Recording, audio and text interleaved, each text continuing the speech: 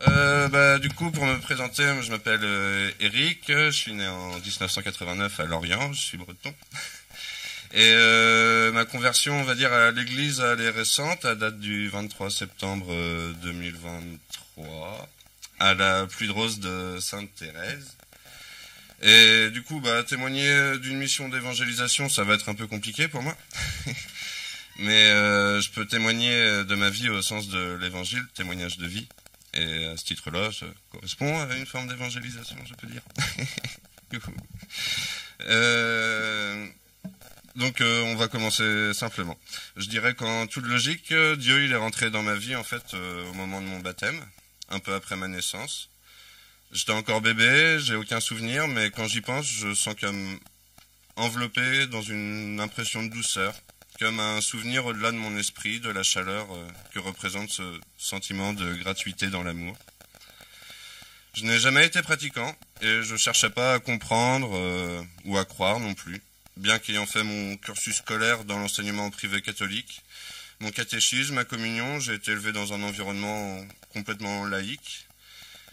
Et je pense que même si j'accordais aucune importance vraiment à l'église ou à ce que ça représentait, j'ai quand même été touché, marqué dans la formation de ma personne par sa présence. Et elle a forcément eu une forme d'influence aussi sur la naissance d'un certain système de valeurs en moi, l'honneur, l'engagement, le sens de la parole donnée, le sacré du verbe. Et du coup, j'ai eu un cursus scolaire assez classique. Je passais un bac général, économique et social. Et au lieu de faire des études de droit, je suis parti à Madagascar pour suivre une histoire de cœur. Et deux cyclones, un coup d'état plus tard et des déboires amoureux, je suis rentré, je me suis lancé dans la cuisine. Et vraiment, on va dire, je souhaite à personne d'avoir eu à vivre ce que j'ai dû accepter avant mes 19 ans pour traverser tout ça, même si j'ai eu des parents aimants. Forcément, faut faire de l'argent dans ce monde pour survivre, pour gagner son indépendance. Et j'ai commencé une carrière de cuisinier. J'ai passé un CAP en candidat libre et je me suis lancé dans un parcours d'excellence dans la gastronomie française, en étoilé à l'international. Et malgré toute la beauté, la poésie, le lyrisme, la grandeur, la réputation et l'argent, ça a été 12 années qui ont été une répétition sans fin de violence, d'abus, d'excès, de terreur, dans une sorte de surenchère performative, allant en permanence au-delà des limites physiques du corps humain, et en me faisant tomber dans un abandon absolu de moi-même, au milieu d'abysses ténébreuses, où tout s'absente dans une forme de transe productiviste, pour ne laisser que le souvenir d'un instant immatériel, le sentiment inoubliable de l'ouverture au sens, malgré tout, à un inconnu qui ne vous croisera jamais.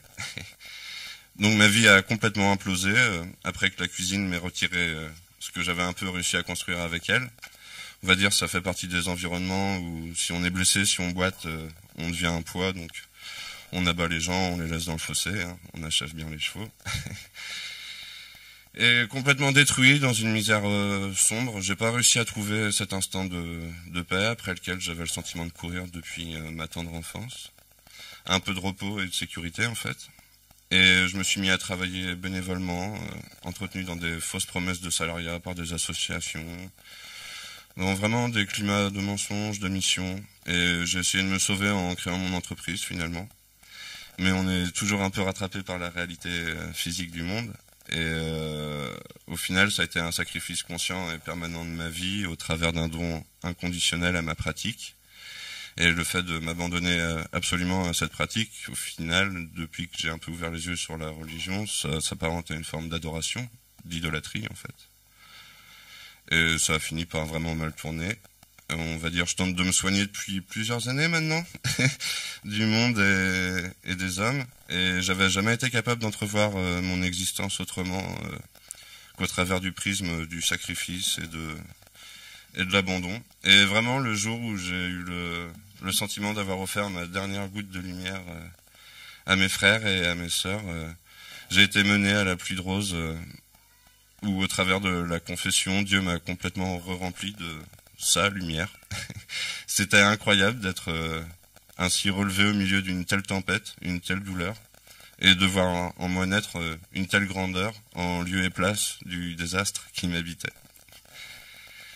Et depuis assez jeune, j'ai entretenu un rapport personnel que moi je trouve privilégié avec le divin, au travers de différentes expériences, d'instants, de rêves, et je me suis toujours senti accompagné par son amour, même en dehors de l'institution, en me poussant à m'accomplir en tant qu'être individuel, empli de justesse, de gentillesse et de bienveillance. Mais le jour de ma conversion, c'est vraiment l'Esprit Saint que j'ai rencontré en fait. Et pour cette rencontre, j'ai eu à me délester de tous mes souvenirs de rancœur, de colère, et pour pouvoir me présenter nu face à Dieu et demander pardon pour mes fautes uniques et individuelles, pas pour le poids du monde que je pouvais me faire porter moi-même du fait de mes relations, mes échanges, enfin les jeux sociaux quoi. Et vraiment avec Jésus, il est venu me libérer en fait de tout besoin de validation, de retour de l'amour, d'attente dans l'échange, de subordination.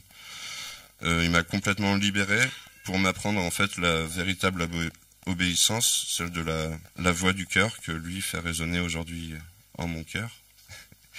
Et comme disait Thérèse, une fois au fond de la nuit, sur le sol des ténèbres, ce sont les mains de Dieu qui nous attendent.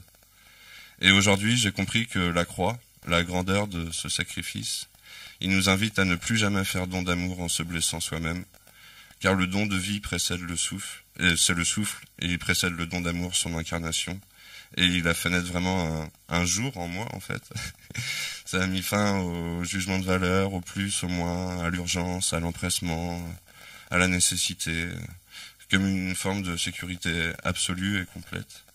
Et depuis, j'essaie d'apprendre à protéger cette lumière, en me protégeant et en me respectant moi-même. Et vraiment, c'est une lampe sur ma route qui m'allume dans une infinie clarté. Et je peux pas faire autrement que d'arrêter de gâcher ma vie, en fait, en m'abaissant aux petites attentes extérieures, aux peurs jalouses, aux gênes, aux comparaisons qui sont forcément toujours dévalorisantes pour au moins une partie. Et Dieu m'apprend à faire respecter mon libre arbitre, comme la réalité du pouvoir créateur sur le monde qu'il m'a offert à ma venue sur terre. Il m'apprend la véritable charité du cœur, celle qui commence envers le don de Dieu par un don juste, et qui se donne dans un élan pur, sans s'empêcher, au prétexte de nos visions, de nos idées ou de nos projections. Un amour radical, sans aucun besoin de contrôle, ni attente autre que notre propre bien accompli. Et le Seigneur, aujourd'hui, il me demande de transformer le cœur des hommes au travers du beau, j'ai l'impression, grâce à la force de l'exemple et au silence de l'action, vraiment le silence digne. Pas à la leçon, pas à l'explication, parce que pour être maître, il faut être irréprochable, et j'ai encore tellement de ménage à faire dans ma vie que ce serait quand même très malvenu. Et vraiment, depuis que j'ai été guidé par le prophète Joseph, j'ai l'impression, jusque Sainte Thérèse, mon monde a complètement changé. Et j'étais en train de me détruire dans des cuisines, à travailler 15-18 heures par jour dans des sous-sols. Et aujourd'hui, j'édite le premier tome de mon livre, je fais tourner un spectacle de harpe, qui est mon véritable témoignage. Je suis en train de créer un cabaret, de transformer mon entreprise pour pouvoir le faire tourner, je me suis remis à la peinture. Et en fait, juste, j'aime tant pouvoir m'offrir, dans toute ma splendeur, finalement, enfin, à la magnificence de sa création, dans une forme d'absolue communion, ou de l'étoile au noyau du magma qui nous fait graviter. Je ne peux plus me détourner de ce monde entier, qu'est son mystère dans le royaume de ma chair.